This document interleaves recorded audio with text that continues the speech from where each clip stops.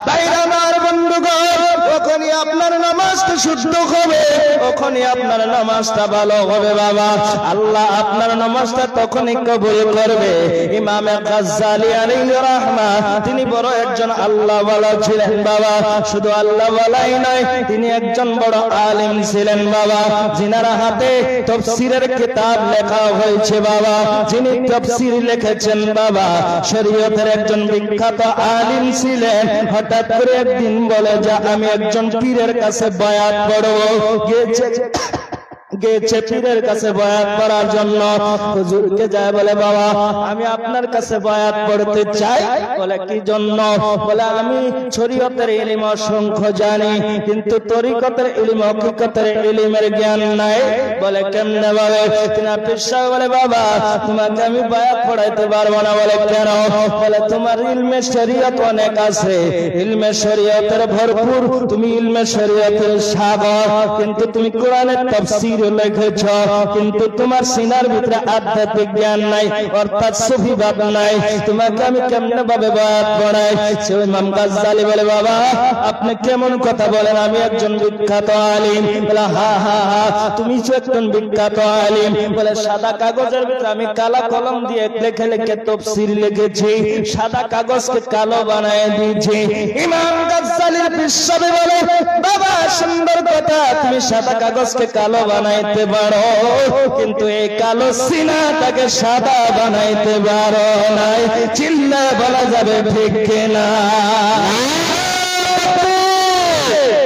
না নারে রিসালাত, নারে রিসালাত, মাওলানা হাসান গনি সাহেব, নারে তাকবীর। ভাইরা আমার বন্ধুগণ, ইমাম গাজ্জালী বলে হুজুর কেমনে ভাবে সিনাকে সাদা বানাইবো, কেমনে ভাবে আমি এই সিনাটাকে সুন্দর বানাইবো? বলে তুমি হয়তো পর্যন্ত সিনাটাকে সুন্দর বানাইতে পারো না, যদি তোমার অন্তরের ভিতরে নবীর প্রেম থাকে, নবীর ভালোবাসা থাকে, নবীর ইশক থাকে, নবীর প্রেম থাকে। শুধুমাত্র নবীর প্রেম ভালোবাসাই দিই বাবা। নবী শুধুমাত্র বাবা প্রেমের কথাই বলে নাই, ভালোবাসার কথাই বলে নাই বাবা রে। নবীর উপরে নামাজ ফরজ হয় নাই, জোরে বলেন ঠিক কিনা? তবু আমার নবী নামাজ ছাড়ে নাই, জোরে বলেন ঠিক কিনা? কিন্তু নবী নামাজ ছাড়লো না, তার উম্মতেরা নামাজ ছেড়ে দিয়ে বসে আছে। বলে আমরা হলাম আহলে সুন্নাত ওয়াল জামাত, সাইজ করবে কাঁচা কঞ্চে দিয়ে, জোরে বলেন ঠিক কিনা? সহজ নয়, জান্নাতে যাবেই বটে, কিন্তু পিন্ডের কাম পছানোর পর, জোরে বলেন ঠিক কিনা? পিন্ডের কাম শেষ করার পর। আমার বন্ধু এ মুসলমান, শুধুমাত্র বাবা তরিকপন্থী বললে হবে না। আমরা বড় ভক্ত, আমরা বড় বাবা প্রেমিক, আমরা বড় আল্লাহওয়ালার প্রেমিক, আমরা বড় সুন্নি, আমরা বড় আহলে সুন্নাতকে জামাত মাননেওয়ালা। এই কথা কয়ে কয়ে আমরা ডিভাইড করে দিচ্ছি বাবা, ভাগ ভাগ হয়ে গেছি বাবা। একই মুসলমান, একই নবীর উম্মত, একই আল্লাহর বান্দা, একই কোরআনকে মানি।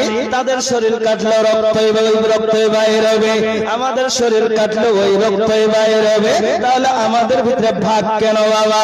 এ মুসলমান, আমরা ভাগ হয়ে যাওয়ার কারণে আজকে অন্যান্য জাতিরা সুযোগ পেয়ে গেছে। এই জন্য মুসলমানের উপরে অত্যাচার, এই জন্য মুসলমানের উপরে জুলুম, জুড়ে বলেন ঠিক কিনা? এক হয়ে যাও, ইসলাম সমান আকীদা যার যার, জুড়ে বলেন ঠিক কিনা? আমার বন্ধুগণ, ইসলামের ভিতরে থাকো, এটি ভাগ পয়দা করিও না। কেননা আমরা একই আল্লাহর বান্দা, একই নবীর উম্মত, একই নবীকে মানি, একই আল্লাহর কোরআনকে বিশ্বাস করি বাবা। একই নবীর কলিমা পড়েছি, তারাও বলে লা ইলাহা ইল্লাল্লাহ মুহাম্মাদুর রাসূলুল্লাহ, আমরাও বলি লা ইলাহা ইল্লাল্লাহ মুহাম্মাদুর রাসূলুল্লাহ। পার্থক্য এতটুকু, আমরা কিয়াম করি, দুরূদ পড়ে, তারা করে না। যদি করে না তাও আমাদের কোনো আসা যায় না, জোরে বলেন ঠিক কিনা? আমরা করি, আমাদেরকে বাধা দিও না। তোমরা করিও না, আমরা তোমাদেরকে বলি না, জোরে বলেন ঠিক কিনা? জুলুম করার দরকার নাই, জোরে বলেন ঠিক কিনা?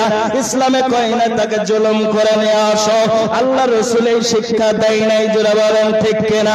নবীর প্রেম যার ভিতরে আছে, সে এমনি আমার নবীর প্রেমে দাঁড়িয়ে যাবে, চিল্লায় বলা যাবে ঠিক কিনা?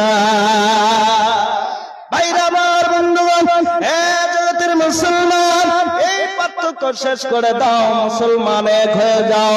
মুসলমান এই হিন্দুস্তানের সরজমিনের ভিতরে ইসলামের বাবা পতাকা কোন বাবা আলিমে উড়াই নাই, কোন আলিমে বাবা ইসলাম নিয়ে আসে নাই, কোন বাবা ওই মুফতিরা ইসলাম নিয়ে আসে নাই, কোন বাবা মুফাসসির ইসলাম নিয়ে আসে নাই।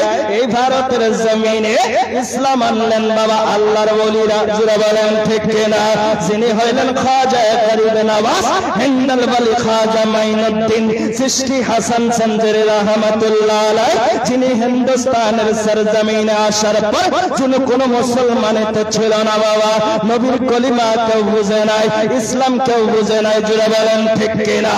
আর সেই সময়কালে হিন্দুস্তানের সরজমিনে খাজা গরিব নওয়াজ হিন্দল ওলি খাজা মাইনুদ্দিন চিশতি হাসান চন্দ্র রহমাতুল্লাহ আলাইহি হিন্দুস্তানের সরজমিনে এসে পৃথিবীরাজের সঙ্গে জিহাদ করে নবীজির কলিমা শিখাইয়ে দিলেন, লা ইলাহা ইল্লাল্লাহ মুহাম্মাদুর রাসূলুল্লাহ ফাদাখালাল জান্নাহ। যিনি কলিমা পড়বে সে জান্নাতে। চিল্লায়ে বলা যাবে না সুবহানাল্লাহ? সুবহানাল্লাহ। আমার বাবারা, আমার বন্ধুগণ, আজকে ওই আল্লাহর ওলিদের বাবা গোস্তাখি করি। জোরে বলেন ঠিক কিনা? আল্লাহর ওলিদের মাজার নিয়ে আমরা বলি সুন্নিরা মাজার পূজা করে, সুন্নিরা মাজারে যায় সেজদা করে। কে বলে সুন্নিরা মাজার পূজা করে? কে বলে সুন্নিরা মাজার পূজা করে? কে বলে সুন্নিরা জিয়ারত করে? আমার বন্ধুগণ, মুসলমান একটুখানি বাস্তবতা দেখো, তাহলে বুঝতে পারবে বাবা পূজা একটা বস্তু আর জিয়ারত আর একটা বস্তু। জোরে বলেন ঠিক কিনা? পূজা করতে হইলে বাবা মূর্তির দরকার আছে। জোরে বলেন ঠিক কিনা? আর আমরা জিয়ারত করে তার সামনে দাঁড়াই, কোরআন তেলাওয়াত করি বাবা, চারকুল পড়ে, ফাতিহা শরীফ পড়ে, আল্লাহর কাছে দরখাস্ত দাঁড়াই। আর এই আল্লাহর ওলির ওসিলা করে আল্লাহ আমাদের মুনাজাত কবুল করে নাও। জোরে বলেন ঠিক কিনা? তাইরে মসজিদ যে পূজা করো তাহলে ওম নমঃ নমঃ করতে হবে। জোরে বলেন ঠিক কিনা? ওখানে যে আমরা ওম নমঃ নমঃ শান্তি ওম নমঃ নমঃ বলি না বাবা। এ মুসলমান, তাহলে সুন্নিরা কেমনে ভাবে খারাপ হয়ে গেল, সুন্নিরা কেমনে ভাবে বন্ধ হয়ে গেল বাবা? আজকে সুন্নিরা মিলাদ করার কারণে সুন্নিরা খারাপ হয়ে যায়, সুন্নিরা দুরূদ পড়ার কারণে সুন্নিরা খারাপ হয়ে যায়। এই দুরূদ মাত্র সুন্নিরাই পড়ে না।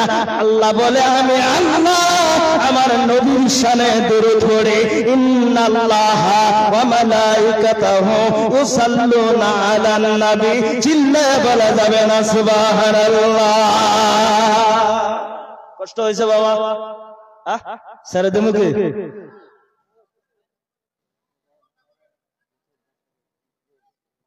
আমার বাবার, আমার বন্ধুবান, আজকে কিন্তু নতুন পদ্ধতি দেব, তারপরও কিন্তু ভিতরে দেওয়া হবে। গেটের সামনে খাড়া হবেন, যে তুড়ি আছে এইখানে তাবারক পাবো। জোরে বলেন ঠিক না? হাত উঠা বলেন ঠিক না? এত সহজ নয়। জোরে বলেন ঠিক না? তো থেকে এসে তাবারক খাওয়া যাবে, এটা কোন কথা? জোরে বলেন ঠিক না? যা আছে তাই খাবো। এটা সিস্টেম বানায় নাও আমার বন্ধুগণ। এত সহজ না ঘুমের থেকে উঠে এসে তাবারক খাওয়া। কমসে কম মেহনত করে খাও, কষ্ট করে খাইতে হবে। জোরে বলেন ঠিক না? তো হক করে খাইতে হবে। আমার বন্ধুগণ,